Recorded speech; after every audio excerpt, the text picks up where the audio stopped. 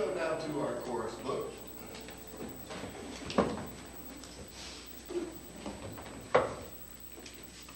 And let's sing number 134 first. Might take just a couple requests, but things are different now. 134.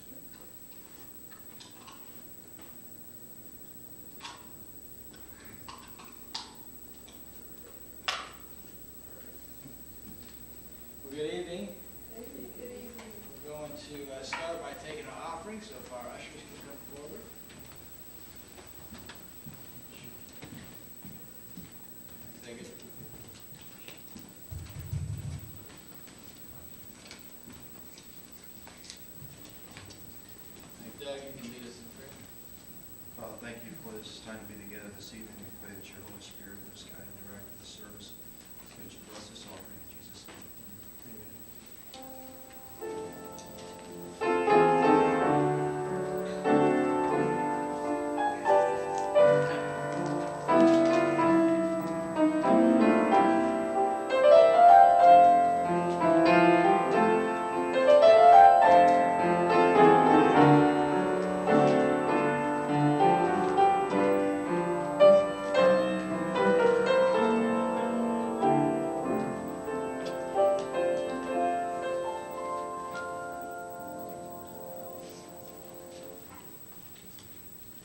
How's everyone doing? Good. Well, good. For the next few weeks that I'm going to be doing the Sunday night lessons, we're going to be talking about the providence of God. And when I say the word providence, I'm talking about God's guidance, God's control, God's care of the world. And the theological term is, we call it God's providence. And so if you think of some of the type of questions that fall into the providence of God, you hear questions like, why do bad things happen to good people? Or a statement like, it doesn't matter what happens because I know God is in control. Or, a negative statement, if God is good and loving, why are there things such as earthquakes and tornadoes? And why would a good God, loving God, send people to hell? Those kind of questions are all dealing with the providence of God. And you'll probably have noticed that this question has, or this topic has often been a deterrent for certain people coming and giving their life to Christ. And so it doesn't take long to talk with people that are not believers to maybe hear that they have not come to Christ because of this issue, because of the issue of pain and suffering. And I've had many recent examples in the past year where people have brought this up as why they can't become a Christian. And it's not even the fact of pain and suffering, but it's stuff that happened to their family or happened to them. Why would God, if God exists, why would He have this to happen? And so as far as we are talking about evangelism and reaching out, I actually think this is a very important topic to talk about because it's on many people's minds. And I think we need to know in order not only to answer people's questions, but I think we need to think about the providence of God just to worship God more fully, to know God in a deeper way. We're actually going to look at this topic in the story of Joseph. And we're going to look at the last, near the end of the story of Joseph to talk about this discussion. But before we get there, I want to give a brief recap of Joseph, or I want you all at least to help me give a brief recap of Joseph. And so, again, the end we're going to find him in Egypt when his brothers come back to him. But what do we know about Joseph's journey? Joseph had 12 brothers. And what happens with the brothers? They sold him, right? They throw him into a pit because Joseph, tells them they're going to bow down to him, and they're their father, Jacob's favorite, and so they're not big fans of Joseph. They throw him in the pit, but then one of them says, "No, let's go get him out. We don't want him to die," and then he's sold into slavery. What happens after he's sold into slavery?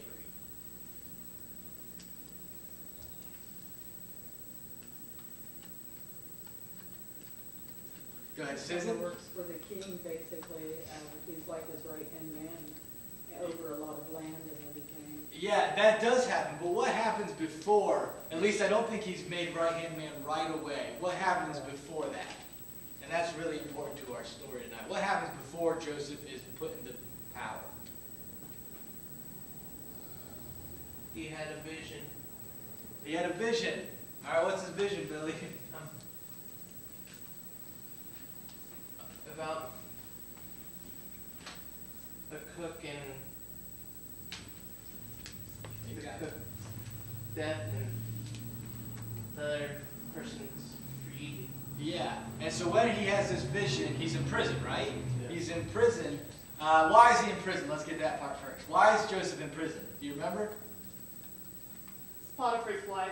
He was working for Potiphar, and Potiphar's wife lied about him. Yeah, and Potiphar's wife was coming on to Joseph. Joseph ran away and made rumors about Joseph that it was the other way around, and so Joseph is in prison. And then he is given this vision, and he goes to the king with the vision, and what happens? Is the vision a bad vision, or does the king approve of the vision? I mean, what happens? Anyone remember? Did he become an interpreter of vision? Yeah, he did become an interpreter, and he had a vision of the famine that was to come, right? And so, and his visions are often correct. As you say, he becomes an interpreter, and then through this, he is, ranks higher and higher in Egypt. Anything else that we missed in the story of Joseph to recap? Do you remember anything else?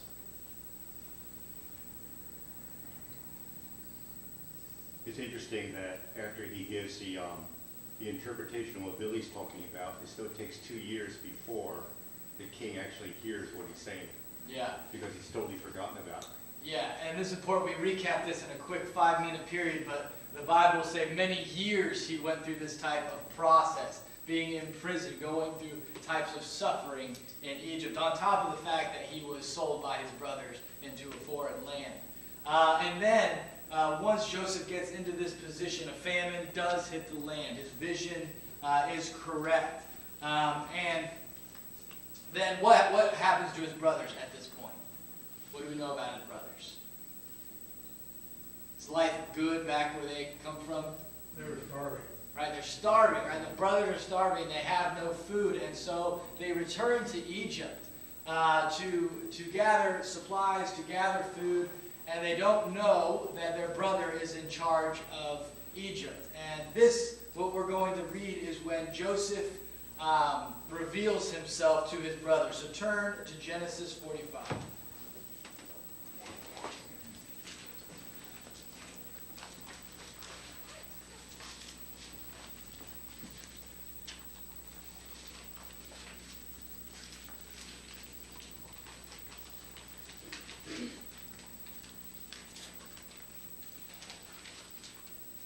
And I'm going to read verses 3 through 11. Joseph said to his brothers, "I am Joseph. Is my father still living?" But his brothers were not able to answer him because they were terrified at his presence. Then Joseph said to his brothers, "Come close to me." When they had done so, he said, "I am your brother Joseph, the one you sold into Egypt. And now do not be distressed, and do not be angry with yourselves for selling me here, because it was to save lives that God sent me ahead of you. For 2 years now there has been famine in the land, and for the next 5 years there will be no plowing or reaping. But God sent me ahead of you to preserve for you a remnant on earth, and to save your lives by a great deliverance. So then it was not you who sent me here, but God. He made me father to Pharaoh, Lord of his entire household, and ruler of Egypt." Now, we've briefly, again, in a 3-minute period, discussed Joseph's life. And Joseph's life up to this point, he has gone through a lot of trials. The very beginning of the fact, his brothers threw him in a pit and then got him out and sold him into slavery. And again, I will say most people in our day and age that have a problem with the suffering and evil that is in the world, they don't always ask, why does evil exist? They ask, why did something happen to me? Why did something evil happen to me or to my loved one? Why did my family have to suffer like this? I know someone recently that we were talking to, evangelizing to, they said, "I can't believe in God because I watched my dad, die. That was it. I watched my dad die, and the suffering in his eyes. I can't believe in God because of that suffering." And so it's often a personal level that people see the evil and the suffering that is in the world. And so I want you to think of Joseph's story as our guide. And as we read this passage, and let me read the key verses for you again. God sent me ahead of you to preserve for you a remnant on earth and to save your lives by a great deliverance. So then it was not you, the brothers, who sent me here, but it was God. He made me father to Pharaoh, lord of his entire household, and ruler of all Egypt. So let me ask you this. Does God cause the bad things to happen in Joseph's life in order for good things to come out? Is God causing or orchestrating the bad things, the suffering in Joseph's life in order for good things to come out? And just say your answer loudly, and I'm going to repeat a little bit of what you say into my mic so everyone can hear. Harry? He probably sensed the jealousy in his brothers, and he knew what they were going to do. So he allowed it to happen so that he could use Joseph to basically save his people. And so in other words, Harry is saying God already foreknew sort of the jealousy in the brother's heart, and so he foresaw what they were going to do to Joseph, and so he used Joseph through that to bring about the good and to save lives. Is that kind of correct? Yes. Yeah. Okay. He prophesied. Joseph also prophesied this to his brothers early in his life, which was one of the reasons his brothers hated him. He told them that I had a dream, and you will all fall down, and you will all honor me or look up to me. Yeah. And here it has come to pass. So do you think God laid it on Joseph's heart in the beginning? He knew what was going to happen in order to save lives. Yes. Okay. Good. More responses. Did God orchestrate bad things to happen in Joseph's life in order for good to come about? I think the challenge for me is the word orchestrated or allowed. There you go. Okay, because I think that what Harry said is, I would go more with that God allowed, because if we say he orchestrated it, then are we saying that God is the one that came along and produces sin? Yeah, and that's the question, right? And so how would you answer then that when Joseph says, God sent me ahead of you, God brought me here in order to save lives? It was not you who did it, but God who did it. Would we all think it was God who allowed it to happen? Or any other thoughts? Talk just a little bit more before I move on. I want to hear a couple more. No, God allows things to happen, but he also sends people out. Basically, take care of that situation. You know, he allows things in your life, and then he can use whatever he's allowed for you to share it with somebody else. Yeah, so you're saying God can, again, allow certain events to happen, but he uses those events in order, to bring about the good. Let me ask it this way to prod a little bit more. Are there times when God causes maybe bad things to happen in order to bring about a greater good? Yes. Yes. Shauna. Well, just using what happened to me when I got sick, I don't think God wanted me, I don't think God wanted me to get sick, but it happened. And through that, one example is I've been able to kind of have a more open relationship with my real father and talk to him about the Lord, because he prays for me all the time, and he never openly would even communicate with me that he prayed, and has any kind of relationship with the Lord, but he does now. So I think because of what happened to me in that journey, God has allowed me to freely talk to my dad about the Lord and how I need prayer sometimes. Yeah. And so, although again with the language you're kind of agreeing with Harry, God allowed you to go through the suffering to bring about it. So he just didn't stop it, in other words, Yeah. instead of directly, maybe causing it. That's a great example. There's some sort of interaction between God allowing and God disciplining us, or allowing trials to come in our lives when we're not paying attention to them. So, Because he uses it when people are flat on their back. That's the only time you can talk to them. yeah. So, I mean, frankly, right, in the Old Testament, God, it sounds like God sends Israel into sort of a punishment, into a sort of discipline to move them to a greater place. And so we can all, it's very tricky when we talk about allowing and causing, because sometimes those two, like you said, Roxy, can seem to be intermixed when God wants to bring about or sort of to wake us up in a way. And we'll come back to that in a little bit. Actually, let me ask this along with that. This is a phrase you've probably heard outside of the church, inside of the church. I've heard it in all manners of life. I've heard this phrase used. Everything happens for a reason. Everything happens for a reason. I've heard non-Christians use that just as much as Christians use it. Everything happens for a reason. Do you agree with that statement, or do you disagree with that statement?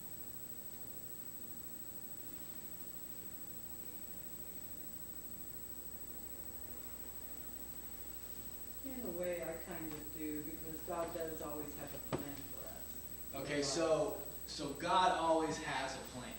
Yeah, God always has a plan. And so there may be, okay, God has a plan. That's good. That's good. A few more before I want to talk about it a little bit. Everything happens for a reason. Do you agree or disagree?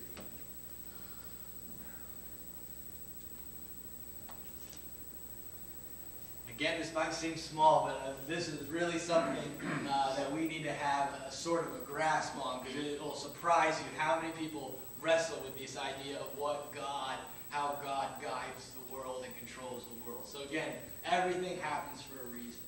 Well, the verse says that everything works together for good to those that love God, to those who are called according to his purpose. It doesn't say that God causes everything, but he says he can work it for good if we will put ourselves in his hand instead of getting bitter about it.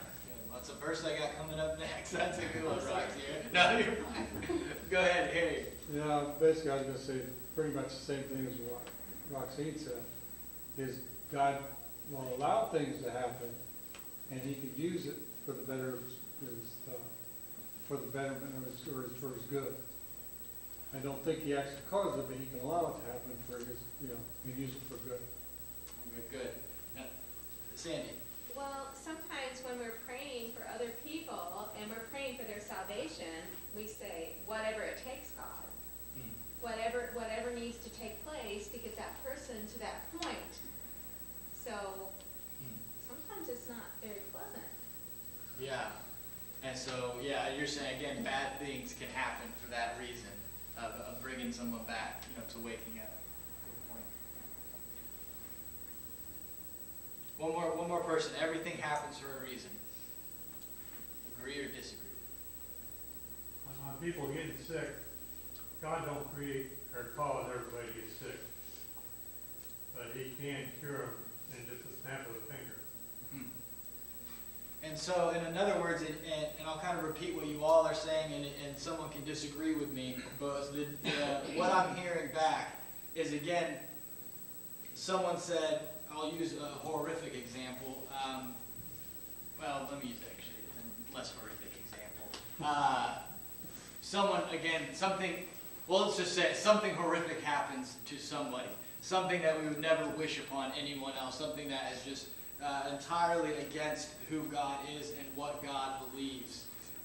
Is it all right to say there is no reason that should have happened? There is no reason. If everything happens for a reason, is it all right to say that there's no reason that should have happened? That shouldn't have happened. There's always a reason. You may just not know it. Okay, so everything happens for a reason, as Nancy would say. Yeah. I think so. Yeah. I mean, I don't necessarily think that bad things happen, that God causes bad things to happen. It may be something we've done or something we didn't do, but, something that we were unaware of, but he can use it. He can use it. So, but kind of what you're saying, though, is, again, it shouldn't have happened, this horrific event, but God can use it to bring about good. Yeah? Is that, And sometimes things that aren't pleasant happen because we disobeyed God and we just reap the natural consequences of having done so. yeah. And If we go through a stop sign, we might hit somebody because they were coming and we didn't see them because we just went through the stop sign. yeah, go ahead, I got two hands here. Shauna? I think too, in situations that happen in our life, it's all about perspective as well. You know, you can choose whether or not this is something that happened to you, or you can look at it and be like, this is a learning experience.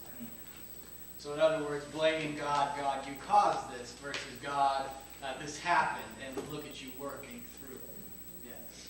Roy? Well, when 9/11 happened, had thousands of people got killed. But in the end, when everything else settled down, everybody went back to church because they didn't know what was going on. Mm-hmm.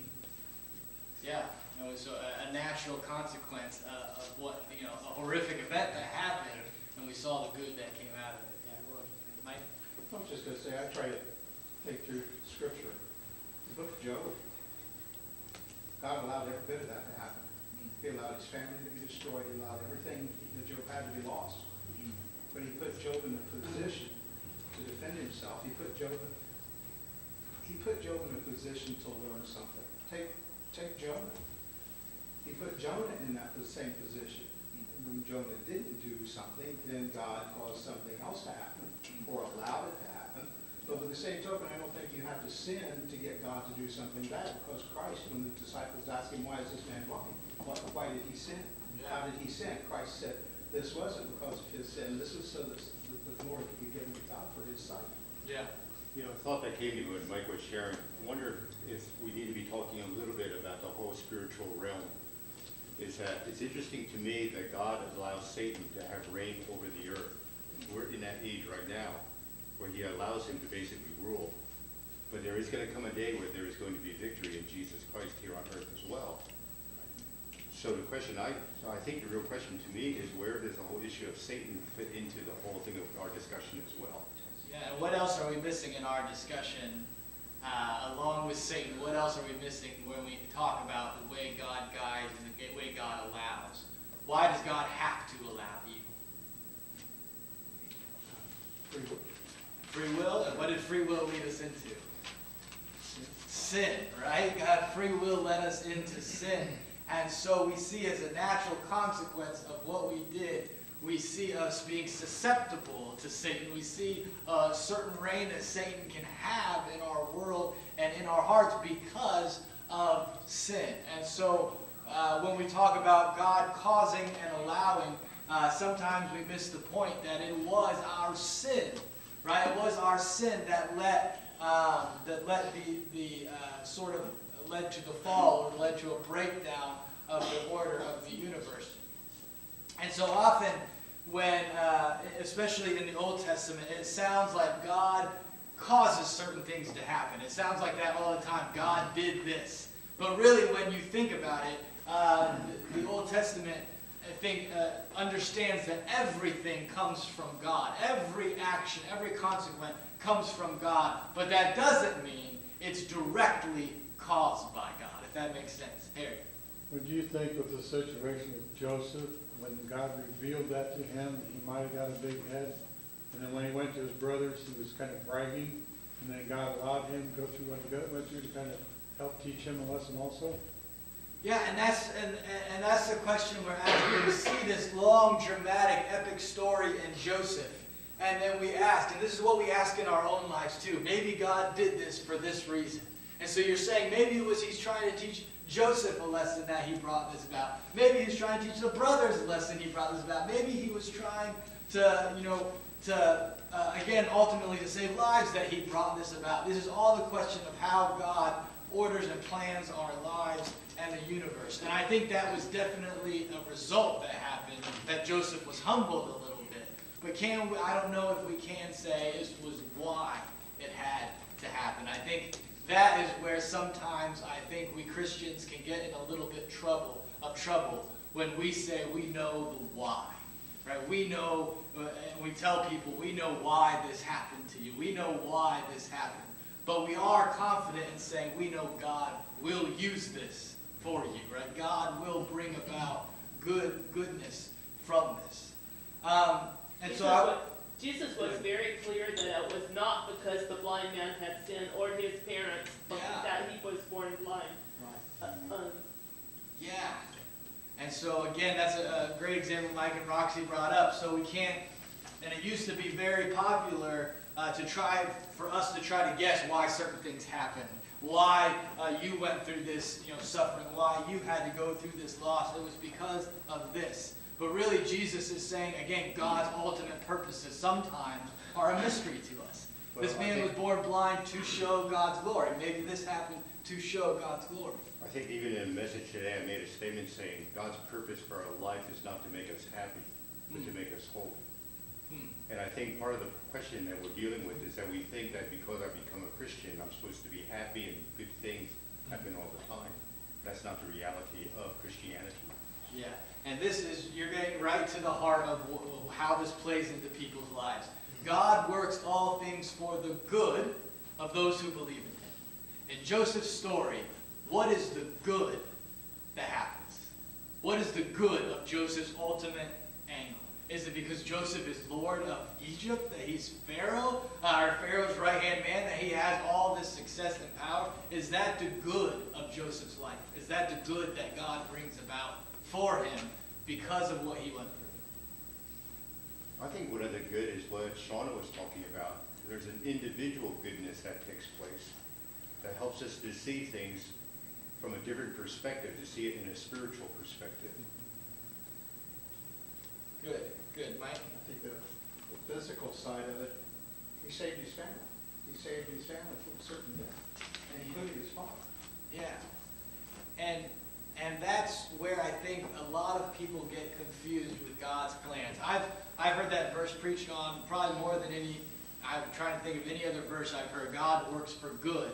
I don't know about preached on, but I've heard that used, at least in different contexts, more than hardly any other verse in the Bible. God works for good for those who love him.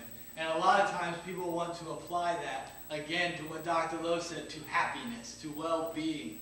But sometimes God is looking for redemption for others, more so than maybe our personal sense of well-being and happiness. Right? Joseph says, I went through this, God sent me here in order to save lives. Right? In order to save your life, the people who threw me in a well and left me to die. God did this, put me through suffering in order to save you. Right? And so again, that's not saying, Joseph, I did all this so that you would have personal success, you would have power in Egypt. No, I did this to bring redemption to as many people as I could. Right? Isn't that an amazing way that God works almost so differently than we sometimes think he works? We sometimes think, God will ultimately want me to be happy, and so I know all this is going to work out to my personal happiness. And a lot of times God does bring personal happiness because of having a relationship with him. But sometimes God brings about certain things in order for us, again, to save many or to bring redemption to many. Like Shauna was saying, she was not able to reconcile a relationship unless she went through that event. Again, maybe some of God's purposes were to bring about that reconciliation. Good, and speak more to me. Joseph had to have forgiven his brothers to be able to interact with him that way. I don't know how recently that had happened,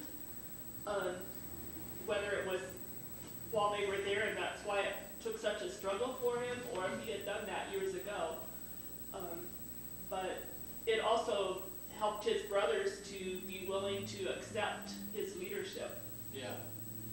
And another way of saying that is we can't understand, if we try to figure out God's plans, why God is doing something, we can't really understand it unless there's been a change within us, right, to see it. He had to forgive his brothers in order for him to see how God worked through his life. And I think that's the same a lot of times when we hold resentment or we blame God, we can't sometimes see how God is working. Sometimes it takes that interchange in order to see that. Good. Anyone else? Joseph also did in the end. Basically, he's talking to his brother to give God the glory for it all. Yeah. And again, especially in the book of John, as Dr. Lowe mentioned that one verse, John will talk a lot about God's plans being for the purpose of showing his glory. Right? So God does this or God does that in order to show his glory. And so that's a good point. Again, giving it to God. You know, a thought that hit me as Harry was talking is, God may use us, but we may never even know how he used us. Yeah. And so, go along with that. So then what should be our stance before God when sometimes we don't know what in the world God, why this or that happened? What should our stance be when we don't know, right? When we can't give the reason why? You have to trust. Yeah, you have to trust that it may seem like the exact opposite, but God really is working for the good, right? God is really using certain circumstances for his glory. Good. I want to give kind of three thoughts. Any other thoughts before I give mine? On Joseph's story, on the end of this, and we're going to, again, delve a little deeper into this in the following weeks, but any other thoughts?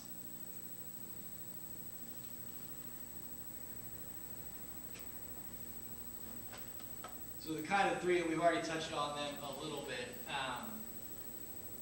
But I think when we minister to people, again, we have to be careful of the causing, saying God caused something to happen versus God allowing something to happen.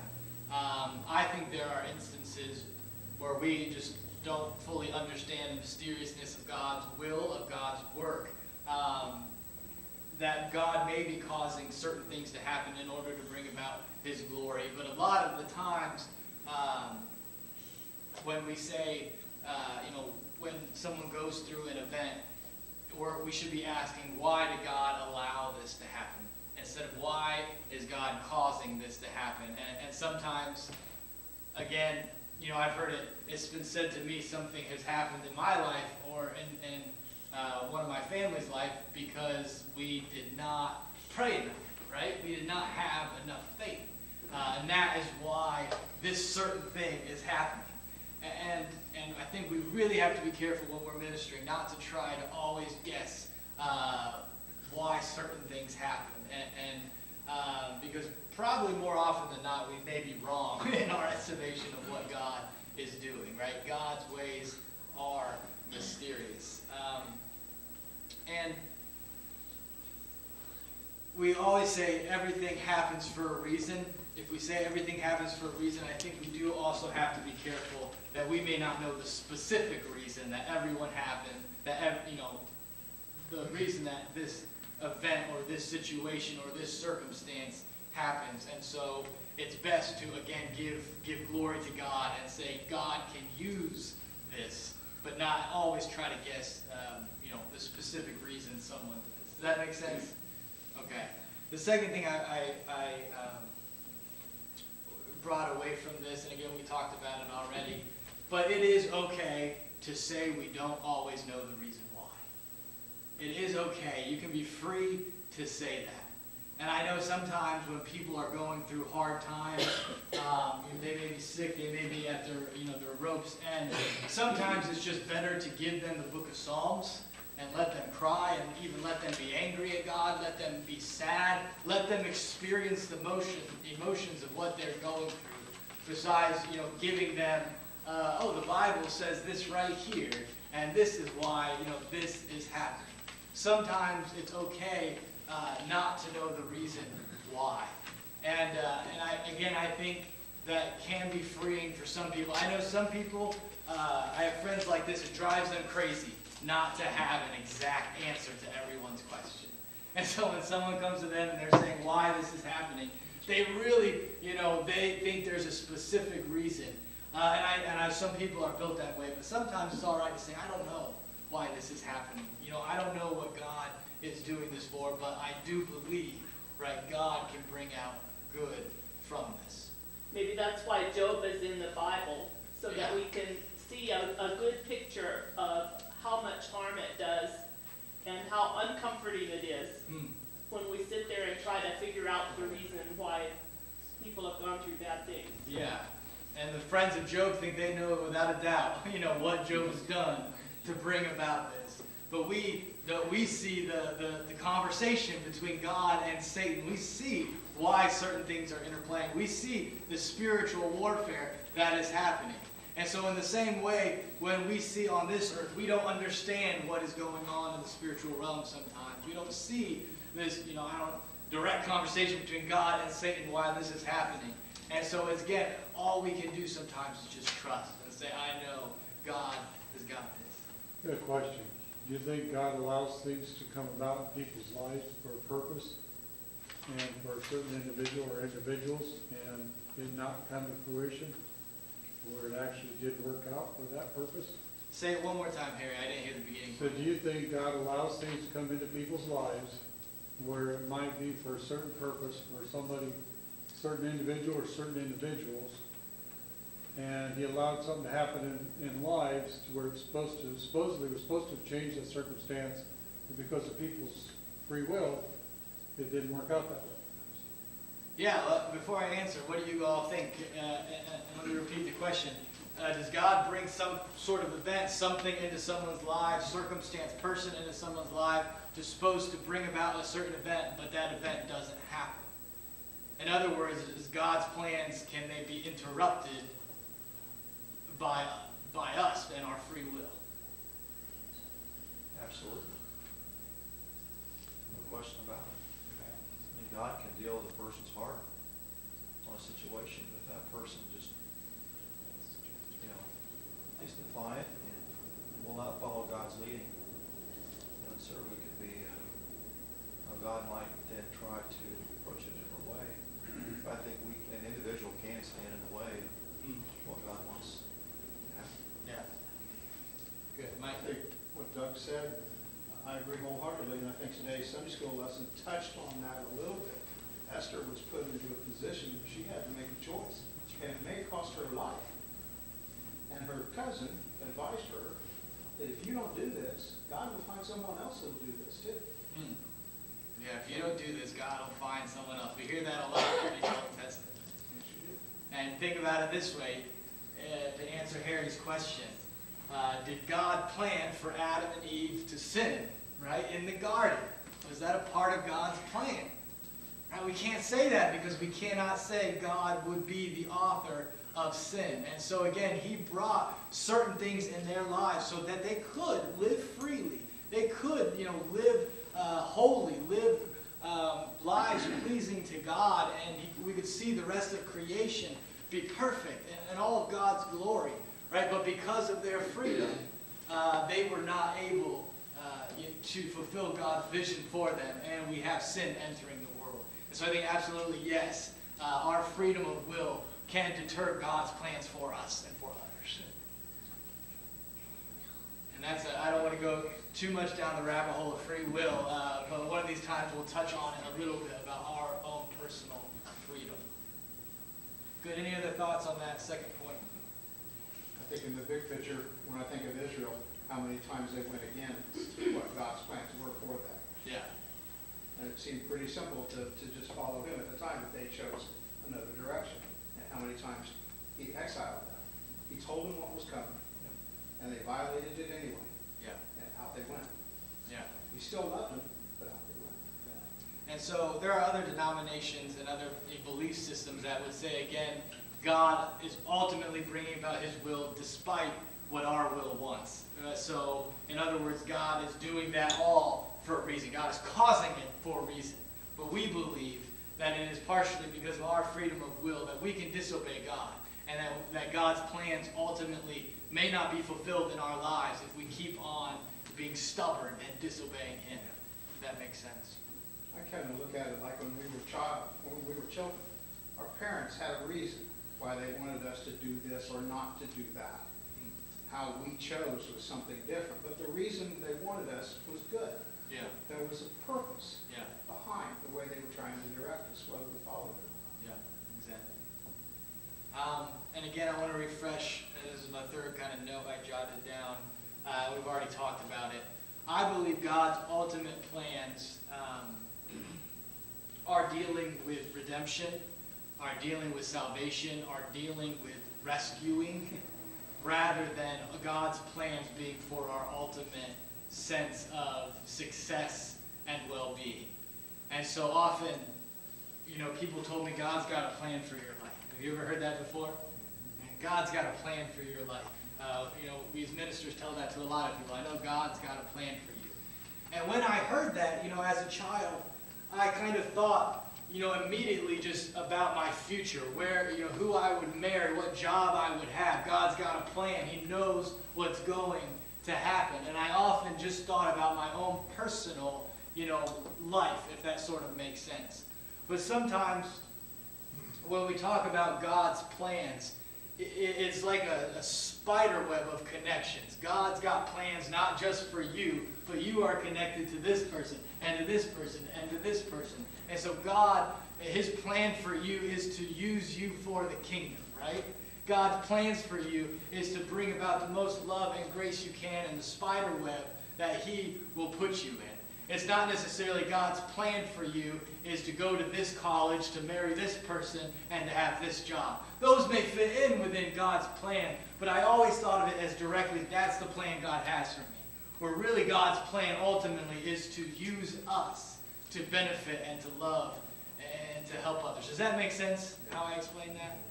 Jeremiah says, "For I know the plans that I have for you, plans to prosper you, and plans not to harm you, plans to give you a hope in the future." It's interesting where that verse is in that passage, is the idea that it's not just for you, it is for a nation. Yeah. Yeah, and I think it's dangerous for us to always think of God's plans as just us. What's God's plans for me? But really, God, when He talks in the Scripture about the good, He's usually talking to a community of people. He's usually talking, again, in that passage to Israel. Not to say He's not concerned about our future, but what He's concerned about is the saving of lives, the redemption that He can bring about through your life, through the plan He has for your life. That makes sense. All right, well, that's all I have. What questions do you have? What thoughts do you have? Do you want to say, Jeremy, you're crazy for saying this or thinking this? Doug? I think it's important to remember that even though we kind of talked about bad things happening to people, God is not the cause of evil. God did not create evil. That is not His nature. But when God created a situation where there was free will, there was always going to be the likelihood that people would reject righteousness. So evil is simply the absence of righteousness. And so, although we have, when Adam and Eve sinned, it put a lot of things in motion. And we're still paying the price today for that. And so, even though God allows, I think it was good, it was pointed out earlier, there's a big difference between allowing and causing. In my mind, God does not cause evil.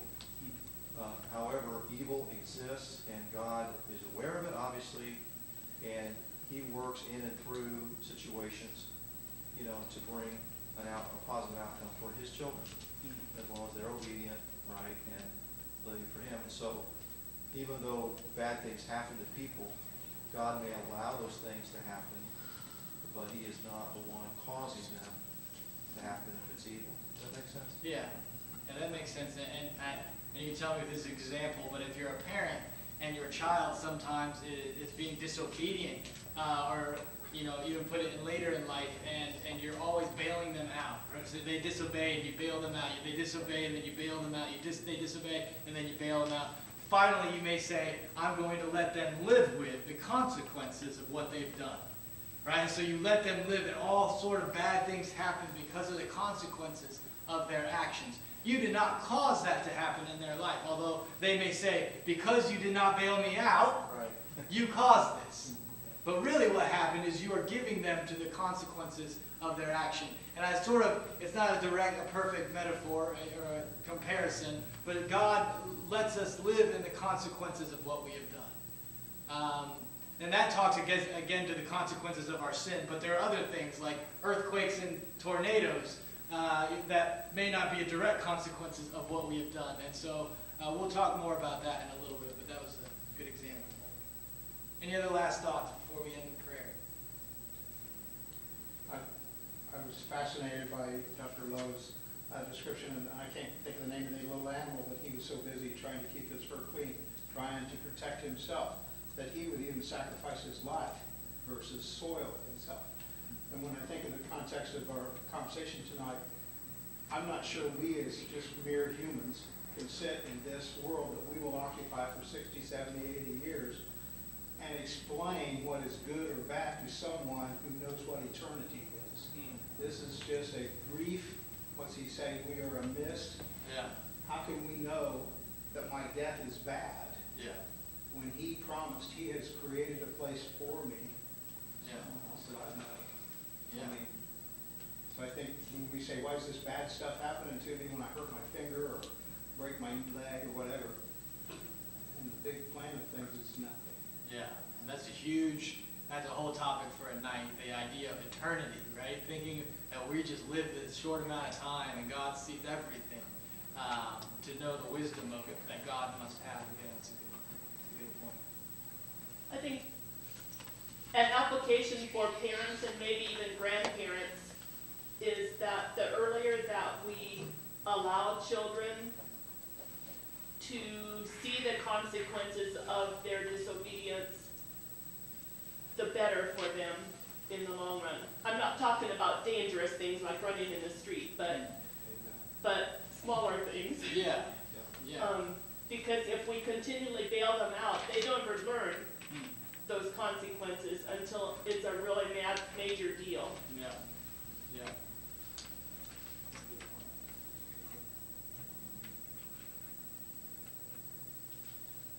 Anyone else? All right, let's close our night in prayer. Before I go into prayer, is there any requests that we want to lift up today? Any prayer requests or praises?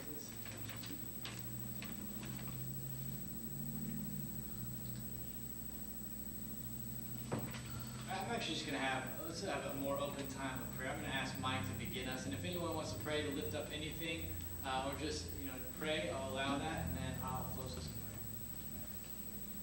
Father, I thank you, Father, for this opportunity to come before you. I thank you, Father, for this opportunity to sit and to think about, Father, what our lives mean to you, the positions that you have placed us in, the purposes for that, Lord. I think about what we think of you, Lord. And we truly admire all the blessings that you give us, really admire you. Think about all of these things, Lord. And I give you thanks and I give you praise. And I thank you for your Son, my Lord and my Savior, Jesus Christ. And I thank you for that day, Father, that you called my name and I heard it. I thank you for these that I sit with, Lord. I thank you for this church that you've given us, Lord. And I thank you for all of this, Lord. And I thank you for Jeremy this day, Lord, that you reminded us of all this for this lesson, this thing that we've thought about, Lord. And I pray that you would help us to keep it in our minds in the coming days, Lord, that you would go with us as we leave here and we contemplate these things, Lord. Rather than making snap decisions and thinking why we know everything and thinking how wise we are, thinking that we understand the reasons for these things that we see around us, Lord, we ponder on maybe a little bit longer before we speak. I just pray, Father, that we would feel your presence in a real and special way in our hearts, that you would continue to guide us and continue to lead us in the way that you have us to go. And all these things I thank you for, Father, in Jesus' name. Father, it seems like we've got a lot of people in our church that are coming up with medical appointments, and we just ask that you'd be with each one. Pray that you'd be with Amy on Friday in her spinal tap. Pray that you'd be with Gary and Asta the following week in their doctor's appointments. Each one that we pray for John Shuck, who has not been feeling well. Just ask, Lord, that you'd continue to work in each of their lives.